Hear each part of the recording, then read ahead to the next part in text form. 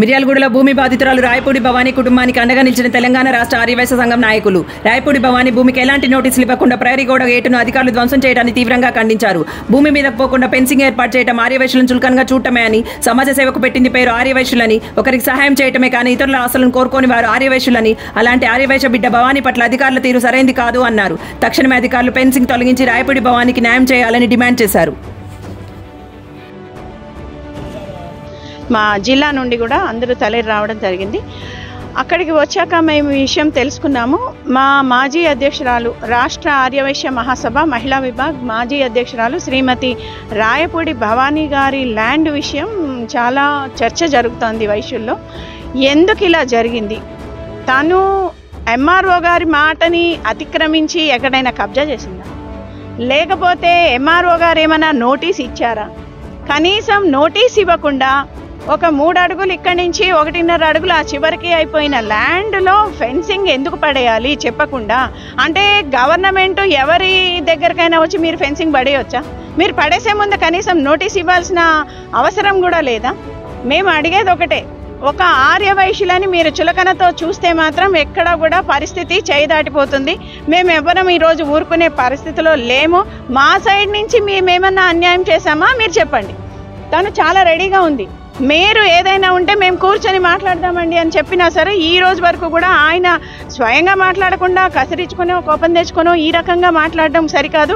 మీరు ఆ రోడ్డులోకి గేట్ పెట్టుకోవద్దు, మీరు ఎంటర్ అవ్వద్దు అని చెప్పారంట. ఎక్కడైనా గవర్నమెంట్ ల్యాండ్ ఉంటే అక్కడికి మన ఇంటి ముందు నాలా కూడా ఉంటే నాలా మీద ఏమైనా రాళ్ళు వేసుకుంటాం, గేటు పెట్టుకుంటాం, బయటకు వెళ్తాం. అంటే గవర్నమెంట్ భూమిలో అడుగుపెట్టే అధికారం లేదా మాకు? ఇది ఎక్కడి అన్యాయం? కనీసం మీరు అటు పెట్టుకోవద్దు అని ఒక నోటీస్ ఇచ్చారా? కనీసం ఒక నోటీస్ ఇవ్వండి. మాకు నోటీస్ ఇస్తే మాకు తెలుస్తుంది. ఇది ఎంఆర్ఓ గారు, మేము మిమ్మల్ని మీడియా ముఖంగా అడుగుతున్నాము. ఒక ఆర్యవైశ్య మహిళకి ఏ రకంగా ఒక అడుగు జాగా వల్ల అన్యాయం జరిగినా మేము ఊరుకోము.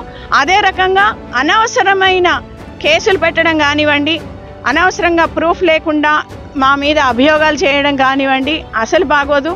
మేమైతే మాత్రం దీని మీద తప్పకుండా ఒక రివల్యూషనరీ థింకింగే మేము ఆలోచిస్తాం. ఈరోజు ఇక్కడ ఊరుకుంటే మా రాష్ట్రం మొత్తంలో కూడా మమ్మల్ని అణగదొక్కాలని చూస్తారు. కాబట్టి మేము చెప్పేది ఒక్కటే, మీరు న్యాయబద్ధంగా మీకు ఏదన్నా గవర్నమెంట్ ల్యాండ్ రావాల్సి ఉంటే మీరు తీసుకోండి, దానికి చూపించండి. రోడ్డుకుందా, లేకపోతే ఎక్కడుంది, కాలువ మీద ఉందా, ఎట్లా ఉంది మాకు వివరించండి, మీరు తీసుకోండి.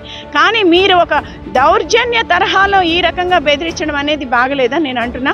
మేము కూడా ట్యాక్సులు కడతాము, మేము కూడా భారతదేశంలో కానివ్వండి, తెలంగాణ రాష్ట్రంలో కానివ్వండి, ఒక నిజాయితీ గల పౌరులుగా రాష్ట్రంలో కానివ్వండి, ప్రతి గ్రామాన ఆర్యవైశ్య సంఘం సేవలు చేస్తుంది. ఏదైనా 10 మందికి మేము తినిపించాలి, వారిని సుఖంగా ఉంచాలి, ఎవరికైనా ఆరోగ్యం బాగాలేదా, ఎవరికైనా చదువుకోవటం కానీ ఒకరి దగ్గర దౌర్జన్యం చేసి ల్యాండ్ తీసుకోవాలనే ఒక పరిస్థితి కానీ మనస్తత్వం కానీ మా దగ్గర ఉండదు. ముఖ్యంగా భవానీ గారి కుటుంబం, వారి నాన్నగారు కానివ్వండి, వాళ్ళ తమ్ముడు కానివ్వండి, వారు కానివ్వండి మంచి పేరు తెచ్చుకున్నారు. దాన ధర్మాల్లో మిర్యాలగూడలో, నల్గొండ జిల్లాలో మంచి పేరుతో ఉన్న ఫ్యామిలీ. ఇటువంటి వారిని ఆ మహిళ పొద్దు నుంచి ఏడుస్తూ మాకు ఉంటే మాకు చాలా బాధేసింది. అటువంటి వారిని కళ్ళలోంచి నీళ్లు పెట్టించడం అనేది మంచి పద్ధతి కాదు.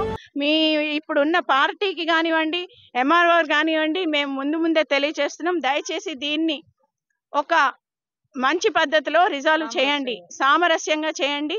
అంతే తప్ప ఈ రకంగా తనని టార్చర్ చేయొద్దని చెప్పేసి మీ ముఖంగా ఎంఆర్ఓ గారికి తెలియజేస్తున్నాం.